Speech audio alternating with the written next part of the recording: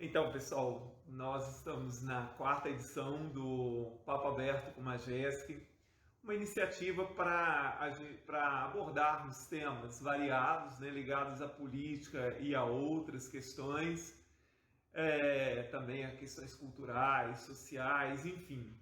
E hoje nós vamos falar sobre as mudanças na legislação eleitoral, se elas melhoram a política e os políticos. Esse é um tema bastante amplo e aqui não tenho nenhuma pretensão, obviamente, né, de parecer o dono da verdade ou de esgotar o tema, porque é algo bastante complexo e bastante profundo, como quase tudo aquilo que envolve a política. Mas assim, você que está nos assistindo agora, provavelmente também tem um pé atrás, muitas vezes, com grande parte dos políticos, com a política.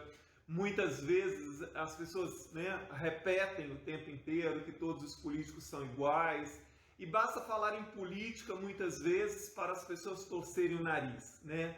E dizer que a política é uma coisa suja, que a política, que não gosta da política, que não gosta dos políticos, enfim.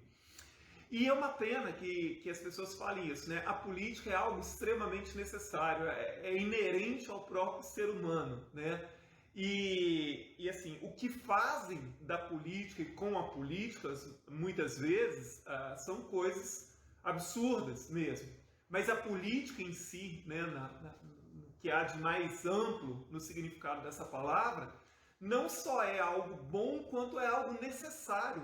Porque tudo aquilo que acontece na vida de um sujeito, seja do mais rico ao mais pobre num país, depende de decisões políticas, ou seja, depende dos políticos de alguma forma.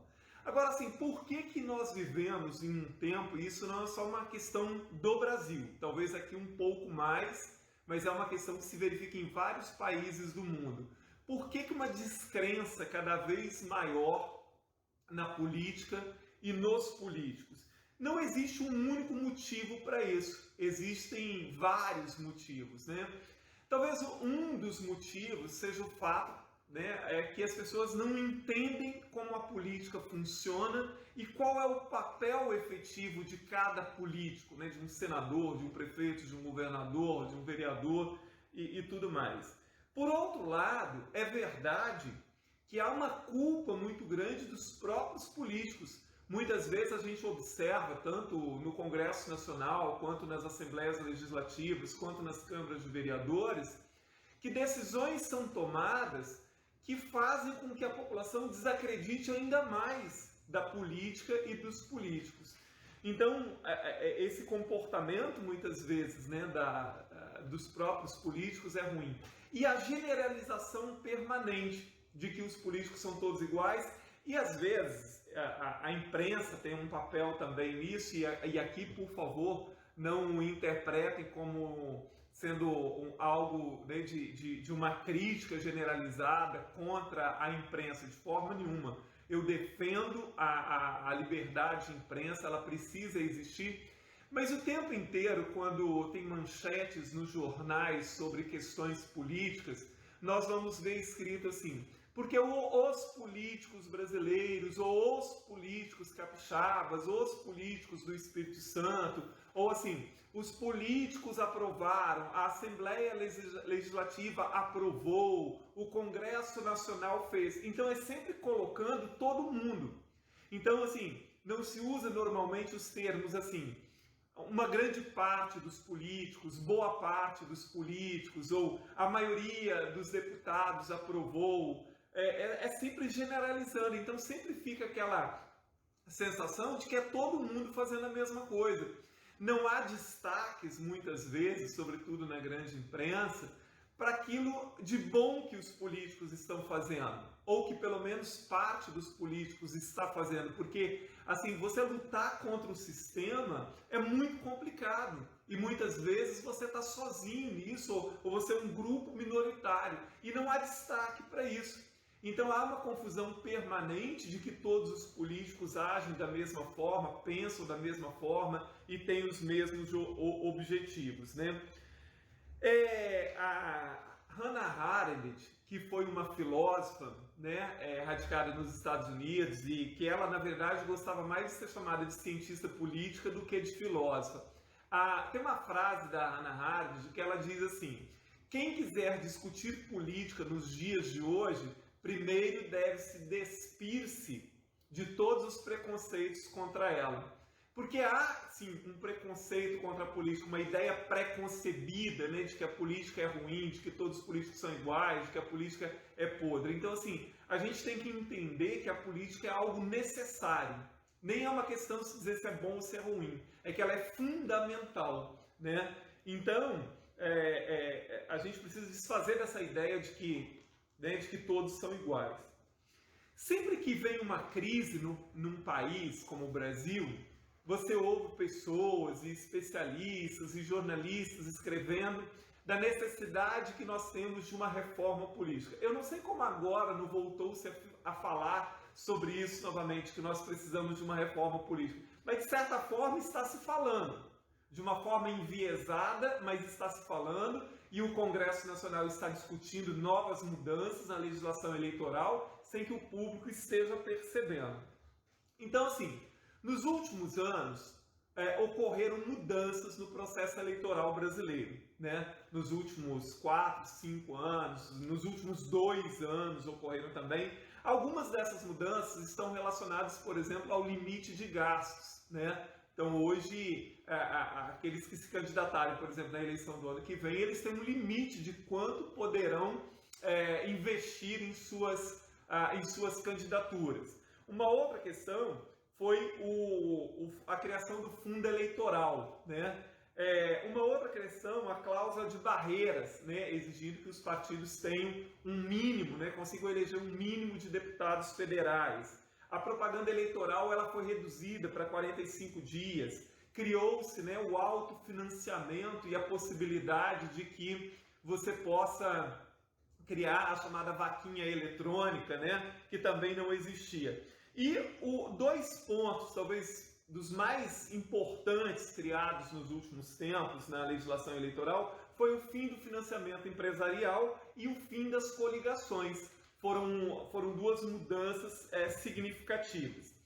Agora, olha só, o fim das doações eleitorais, e nós vamos pegar esses dois pontos para entender assim, o quanto isso mudou o comportamento dos políticos ou o quanto isso melhorou a política. Assim, né? A questão de ter acabado com o financiamento empresarial de campanhas e o fim das coligações, o quanto isso pode mudar a política. Então, assim, durante muitos anos, e talvez você deva, né, aqueles que são talvez um pouquinho mais velhos, né, aí um pouquinho mais experientes, que são da minha geração, e talvez aí um pouco mais novos também, que por muito tempo se pregou que a gente precisava acabar com o financiamento empresarial, porque as empresas financiavam os políticos esperando um retorno depois, né? Então, assim, grandes empresas de um determinado segmento financiavam A, B ou C, presidente, governador, prefeito, deputados, esperando um retorno, um benefício, né? Ou seja, os políticos acabavam ficando na mão das empresas. E se achava, então, que isso também pudesse diminuir a corrupção, uma vez que essas empresas, por exemplo, que financiavam um governador ou um presidente, elas não teriam, né, a facilidade de ganhar contratos junto ao Estado, ao país, às prefeituras, porque não haveria mais essa obrigatoriedade, porque elas estavam, né, elas passaram a estar proibidas de financiar. No entanto, o que a gente percebeu de lá para cá, né? Assim, e isso melhorou quanto a questão, né, da influência do capital privado na política e tal. Até agora não se observou uma melhora significativa nisso. E é óbvio, o que acabou acontecendo? Quando os partidos perceberam que eles não teriam mais o dinheiro das empresas para financiar suas campanhas, eles pensaram, olha, nós precisamos tirar esse dinheiro de algum lugar. E aí se criou e se aumentou substancialmente o chamado fundo eleitoral. Então hoje o fundo eleitoral, quer dizer, o fundo eleitoral nada mais é do que dinheiro público dinheiro dos impostos dos cidadãos que poderiam estar investidos na educação, na saúde, na segurança, enfim, em vários setores. Esse dinheiro passou a ser usado para financiar campanhas. E é um fundo de aproximadamente 2,7 bilhões de reais. É um dinheiro muito, muito grande. Então, acabou que, assim, né, não tem mais o financiamento empresarial, agora tem um financiamento gigantesco feito por dinheiro público. E esse dinheiro não é distribuído igualmente, né? Quanto maior o partido político, tanto maior é o volume de dinheiro que ele tem direito, né, desse fundo eleitoral. E aí existe uma outra questão, assim, e como os partidos vão dividir? Chegou a eleição, como é que esse dinheiro, o partido X, por exemplo, vai distribuir esse dinheiro para os estados e municípios, né, para os seus diretórios? Como esse dinheiro é dividido entre os candidatos na época da eleição? Do jeito que os manda-chuvas do partido quiserem. Então, às vezes, esse dinheiro vai para 4, 5 candidatos apenas, e o resto não recebe praticamente nada. Então, se manipula esse dinheiro também, não é um dinheiro que financia dentro dos partidos de uma forma democrática e igualitária todos os candidatos, né? Então, assim, essa questão do fundo eleitoral é uma questão que precisa ser repensada. Primeiro, pelo volume de dinheiro que é. Segundo, como os partidos usam esse dinheiro, quem se beneficia com esse dinheiro, né? Nós vamos ver nas eleições do ano que vem que, assim, o maior interesse de grande parte dos partidos é eleger um grande número de deputados federais. Porque quando a gente fala assim, quanto maior for o partido, maior é o direito que ele tem sobre o fundo eleitoral e também tempo de televisão. Por isso é tão importante que os partidos elejam um número considerável de deputados federais, porque o que mede o tamanho do partido para que ele tenha acesso a esses recursos é o número de deputados federais que ele consegue eleger.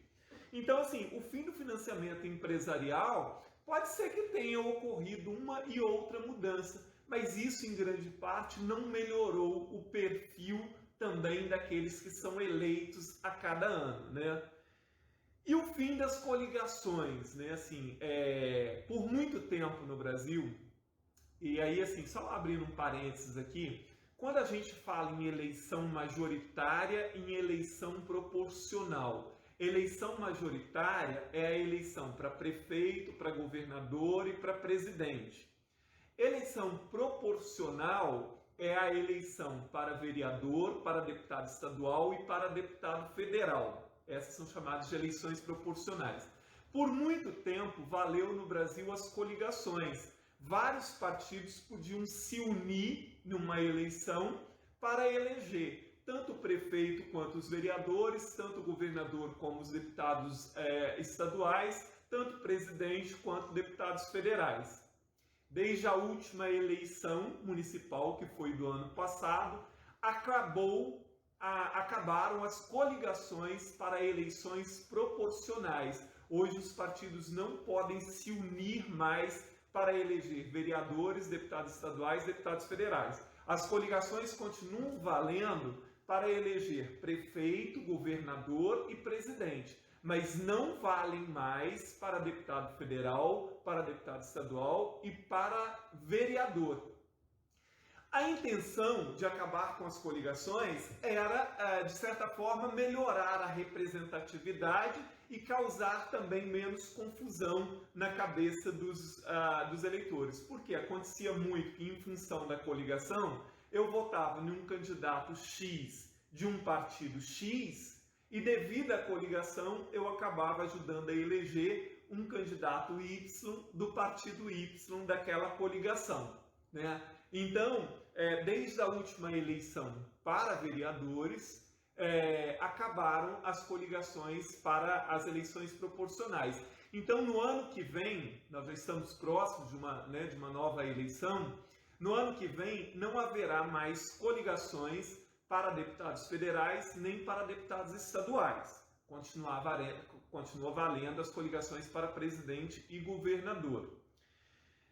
Esse fim das coligações, na última eleição, eu não sei, né, de quais municípios as pessoas que estão me ouvindo e me assistindo agora são, mas se observou que em várias câmaras de vereadores houve uma mudança muito grande de nomes, né? Uma renovação de nomes, porque eu sempre gosto de dizer que a renovação foi de nomes, não dá ainda para você dizer que foi uma renovação em termos de hábitos, né, de uma melhora na política, e isso ainda está para ser observado, né? Pode ser que em muitas câmaras tenha se trocado um número muito grande de vereadores, mas trocado meia dúzia por 6, como se diz por aí, né? Houve uma troca às vezes maior de nomes do que de comportamentos, e não necessariamente significa melhorias.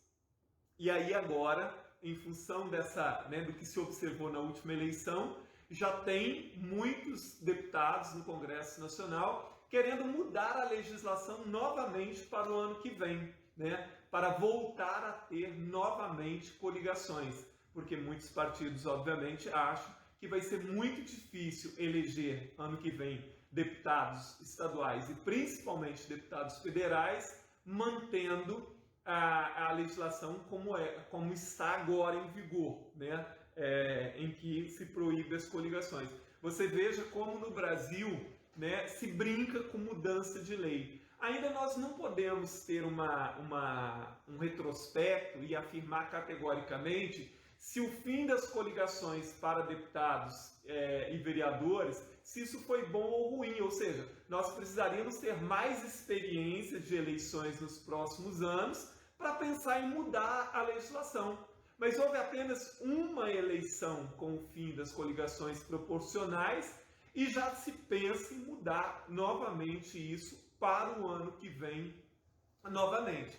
E aí, isso é preocupante, porque assim, não dá para você conviver o tempo inteiro com essas mudanças. E até que ponto a sociedade se interessa por essas mudanças? Porque o que fica sempre é a pergunta assim: essas mudanças são feitas para benefício dos partidos e dos próprios políticos, ou essas mudanças efetivamente trazem algo de muito positivo para a sociedade? Porque o que deveria contar de fato é se essas mudanças são boas para a sociedade, e não se elas são boas para os partidos e para os próprios políticos. Até agora, nós não conseguimos observar, a meu juízo, obviamente, que essas mudanças tenham trazido modificações muito positivas para a população. Por outro lado, isso não é justificativa para a gente já pensar em mudar tudo isso novamente, né? Na questão do financiamento público, né? Porque muita gente defende, olha, tem que ser público mesmo, porque aí há uma divisão mais igualitária. Isso não é verdadeiro, porque a divisão primeiro não é igualitária. Eu acho que assim, o que deveria ser feito, porque assim, se a gente tomar um exemplo dos Estados Unidos, lá os partidos eles têm que se autofinanciar. Grande parte das campanhas são pagas por dinheiro que os próprios partidos têm que dar um jeito de arranjar. E aí, claro, lá não tem proibição de financiamento de empresas e tal. Mas assim, você deveria criar, aqui no Brasil, por exemplo, não deveria ter aumentado tão substancialmente o fundo eleitoral. Os partidos é que deveriam ter trabalhado no sentido de criar credibilidade para que os seus filiados e a sociedade estivessem disposta a financiá-los. Porque hoje, assim, o correto seria isso, né? Que grande parte do financiamento dos partidos eles próprios conseguissem e boa parte junto aos filiados.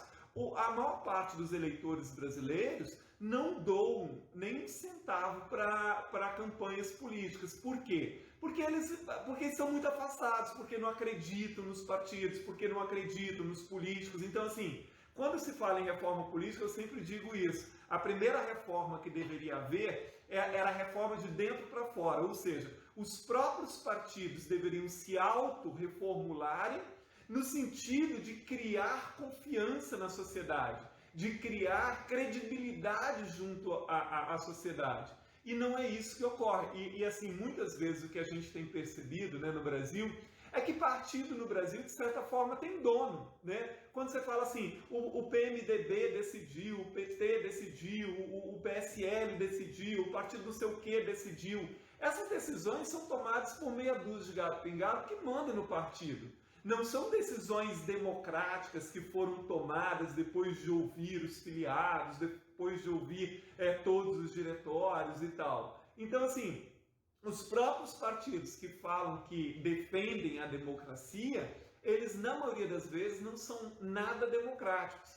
E aí a gente entra numa questão assim, olha só, se essas reformas, né, essas mudanças, como o fim do financiamento empresarial, o fim das coligações para eleições proporcionais, se isso não está causando modificações significativas, o que precisaria mudar então? E aqui, olha só, mais uma vez eu digo para vocês, eu não sou dono da verdade, eu não pretendo esgotar esse assunto, mas assim, a meu juízo, alguns pontos que precisam ser considerados. Leis são capazes de mudar comportamentos? Essa é uma questão que a gente tem que refletir. A legislação por si só, ela muda comportamentos? Eu acho que em alguns casos sim.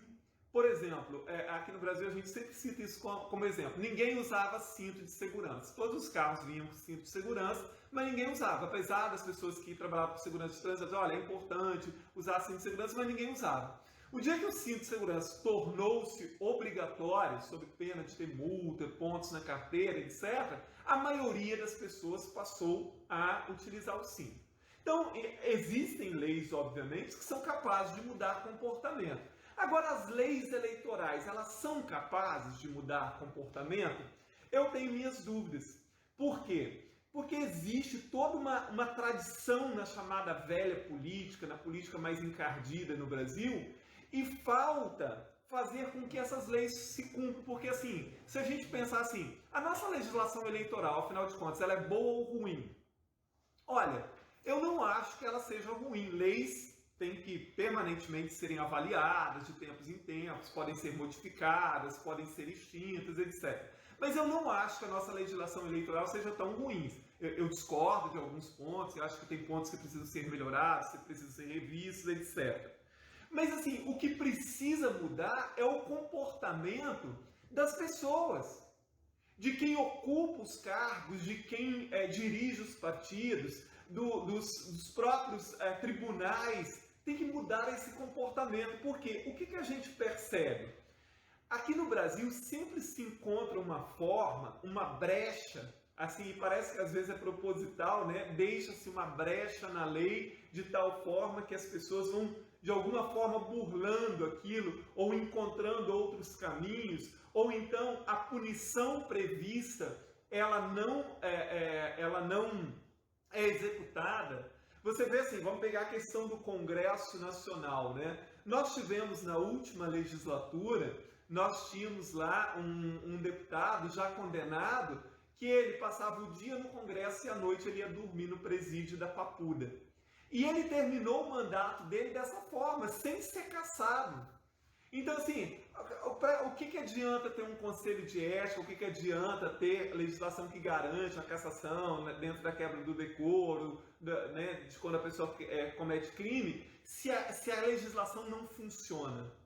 Então, assim, eu tenho pensado nisso sempre, pensava muito sobre isso quando ainda na sala de aula, né, quando ainda trabalhava como professor na sala de aula, e pensava muito sobre isso e refletia muito sobre isso com os meus alunos, sobretudo nos últimos anos em que estive na sala de aula. Sobre como nós no Brasil não gostamos de regras, não gostamos de cumprir regras e nem leis.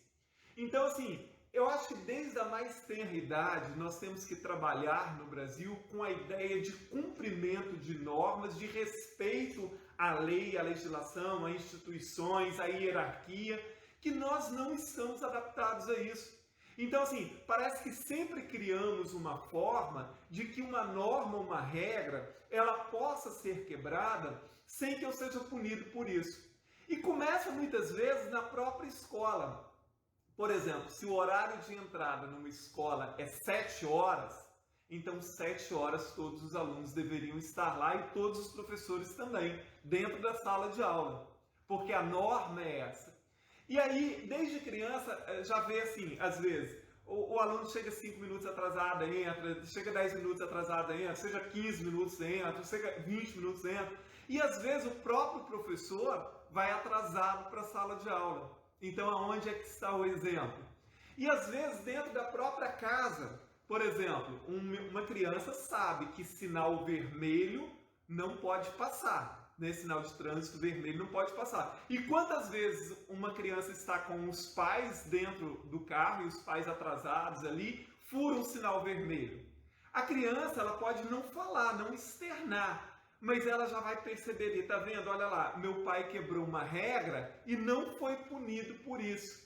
Então, assim,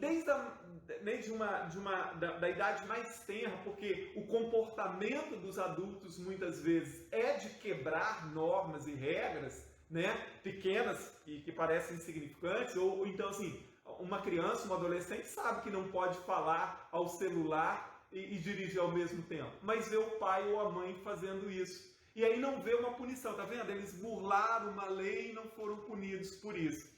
Então nós nos adaptamos, desde criança, a não cumprir regras, a não cumprir normas. Assim, é sempre achar que a gente vai se safar, que existe uma forma de você se safar das leis. E é essa a questão. Então, assim, não adianta a gente ficar mudando a legislação o tempo inteiro se a gente não muda os comportamentos. E aí entra o papel das instituições também.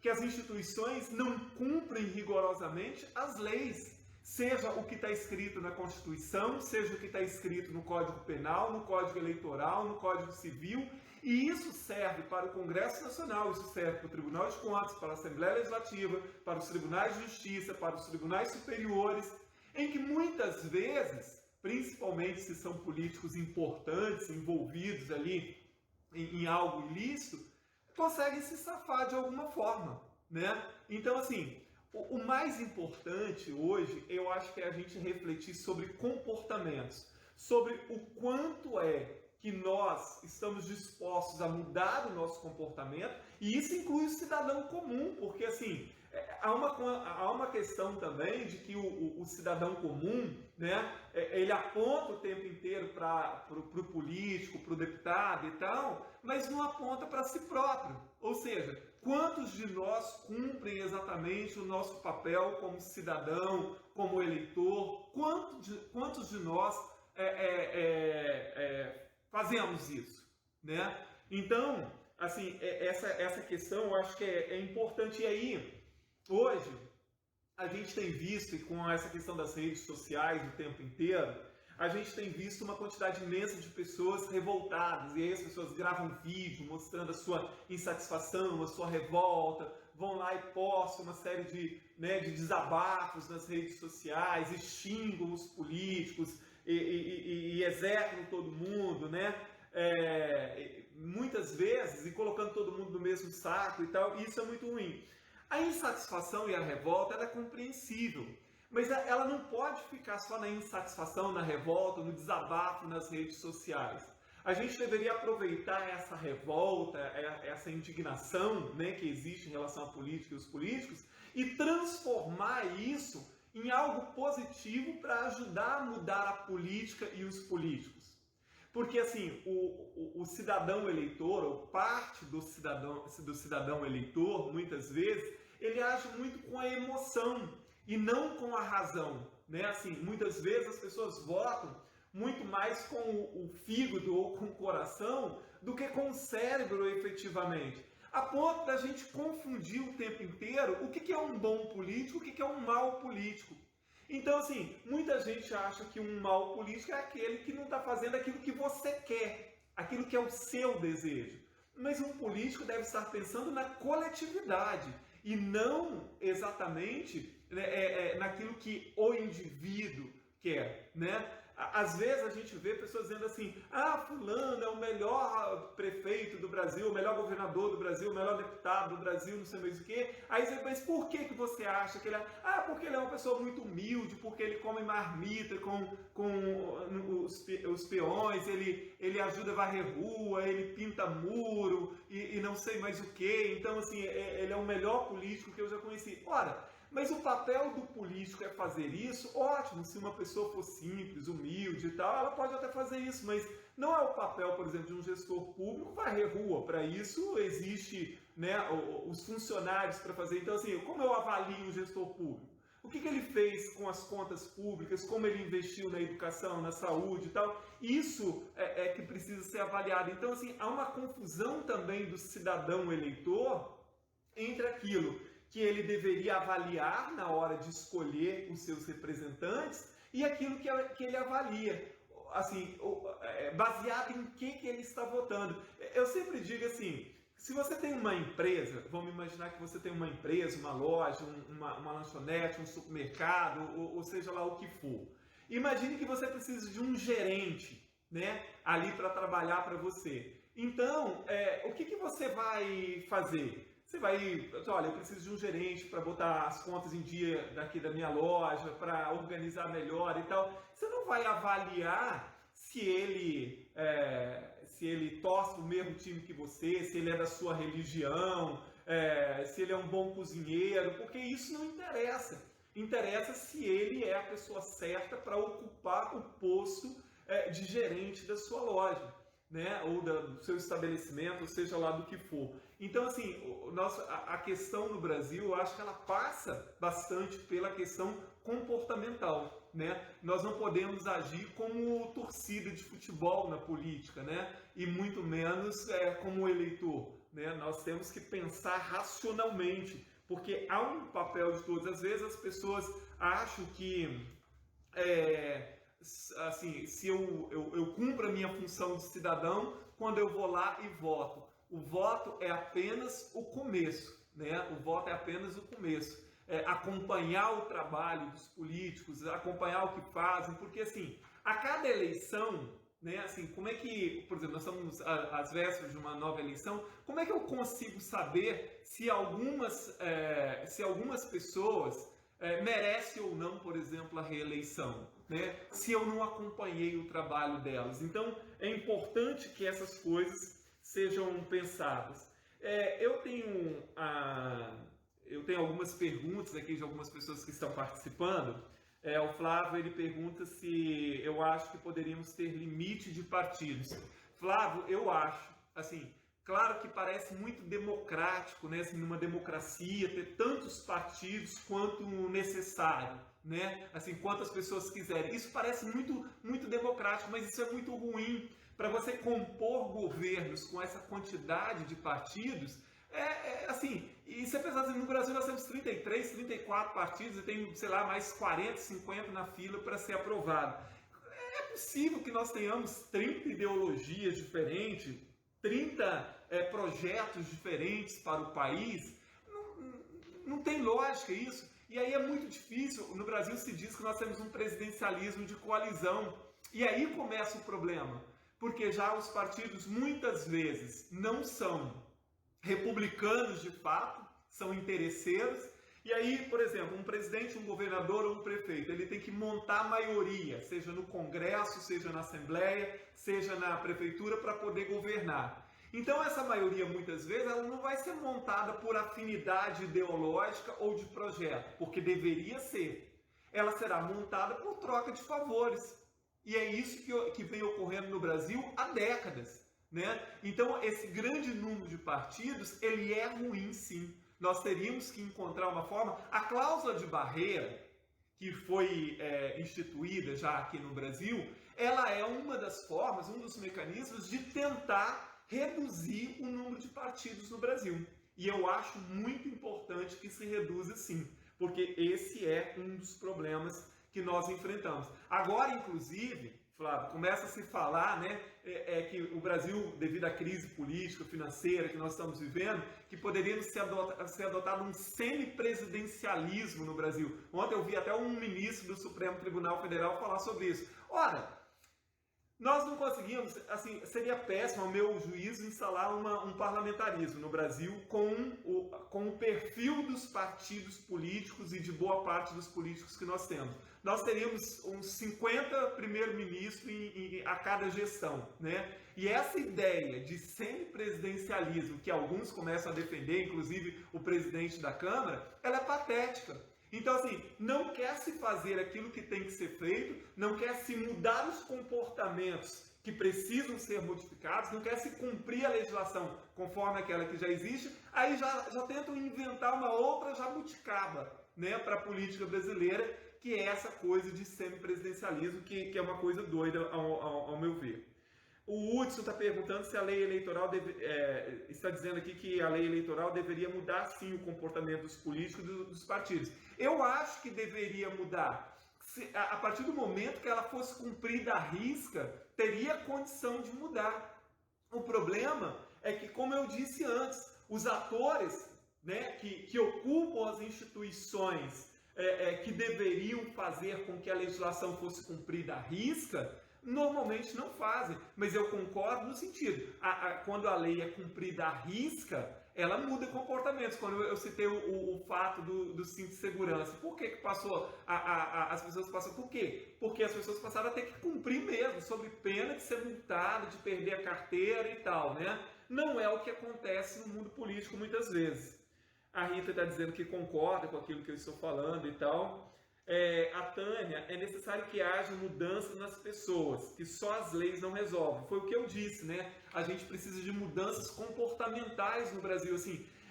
E aí eu volto, talvez pelo fato de eu ser professor, mas a educação não dá conta de tudo. Não adianta os professores ficarem falando de uma coisa na sala de aula se os pais em casa estão falando outra, se a sociedade está se comportando de uma outra forma. Mas assim, conceitos como republicanismo, cidadania, democracia, deveriam ser trabalhados desde a mais tenra idade.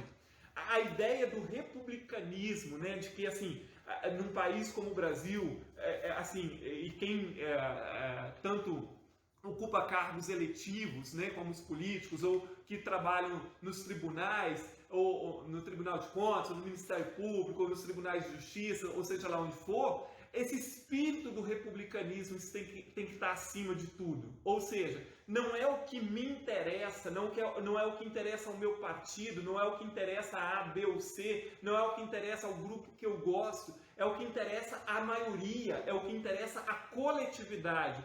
E os interesses da coletividade têm que estar acima de qualquer interesse, do meu, do seu, do meu partido, do meu grupo, da minha igreja, seja lá do que for. Então, assim, o sentimento de ser republicano, de fato, no Brasil, ele inexiste praticamente.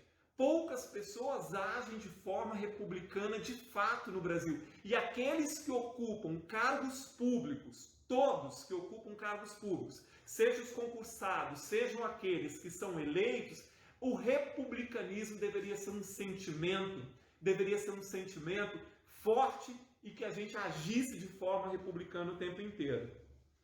São muitas as leis federais, o Márcio está dizendo aqui, são muitas leis federais, estaduais e municipais para serem cumpridas, o que é difícil de dar conta. Também é verdade, né? Viviane, Dona Alda de Guarapari está mandando um abraço. Obrigado, Dona Alda. A gente trabalhou junto numa escola. Obrigado, um grande abraço. O Tony, meu grande mestre, o senhor vai disputar para governador? Não sei, isso é uma outra questão ainda, não sei, ainda está em aberto, vamos ver. Lucas, deputado, por que temos tanta dificuldade para inserir mulheres na política? Aí vem a questão, né, de como a legislação não se faz cumprir porque as pessoas não mudam os seus comportamentos. Então hoje, por exemplo, se nós criamos uma legislação de que 30% dos candidatos têm que ser mulher, que são preenchidas a toque de caixa ali só para cumprir tabela. Talvez nós tenhamos que fazer de uma outra forma, né? Que assim, que 50% das vagas nas câmaras, no Senado, nas assembleias seja de mulher, porque aí seria obrigatório eleger 50% de mulheres. Porque está difícil de cumprir. Você vê a Assembleia Legislativa hoje, tem 3 mulheres, dos 30 deputados aqui da Assembleia Legislativa, apenas 3 mulheres, quer dizer, 10%. Isso é nada. Então, assim, a dificuldade de serem mulher é pela própria composição dos partidos, dominados por homens no Brasil, e que não se interessam efetivamente de dar voz, não só às mulheres, mas a todos os segmentos também, né? Aos negros, aos jovens, né? ao LGBT, enfim, a todos os segmentos. Então, isso é por culpa da própria configuração dos partidos. Gente, olha só, tem mais alguma pergunta aí? Não, né? Olha só, pessoal, nós, assim, foi bastante rápido, né? Nós já estamos terminando aqui o nosso tempo. Nós vamos terminando agradecendo aqui a contribuição de todos vocês e, sobretudo, a participação de todos vocês. Como eu falei, não pretendo de forma nenhuma, né, esgotar esse assunto aqui, foram apenas algumas reflexões diante de tantas outras que a gente pode fazer sobre esses temas, porque eles são amplos demais, certo? Queria agradecer aqui ao professor Lampião, ao Márcio, ao Geraldo, à Ana Fraga, minha amiga, pela companhia de vocês, a Rita de Cássia, enfim, obrigado pela companhia de vocês, obrigado por participarem, obrigado por estar aqui conosco. E eu vou passar mais uma vez o nosso WhatsApp, caso você queira entrar em contato conosco aqui, é o 998170369. Nosso WhatsApp, 998170369. E olha só, pessoal, eu sei que é muito complicado, né, assim, tudo aquilo que a gente vive no Brasil, mas a gente tem que continuar acreditando. Né? A democracia e a política são as únicas formas da gente melhorar aquilo que está ruim. Não há alternativa. Eu posso não gostar do que nós vivemos no Brasil, mas isso é fundamental. E só a democracia e a política são capazes de nos dar instrumentos para mudar aquilo que nós não gostamos. Essas mudanças são lentas, elas não acontecem de dia para noite, mas uma outra coisa, não existe salvador da pátria, né? Não existe político capaz de mudar em um mandato tudo de errado que está aí, mas aos poucos a gente pode mudar, mas a participação de todos os cidadãos nisso é fundamental. Tá? Mais uma vez, muito obrigado pela participação de vocês e até a próxima edição do Papo Aberto com a Jéssica. Uma boa noite a todos.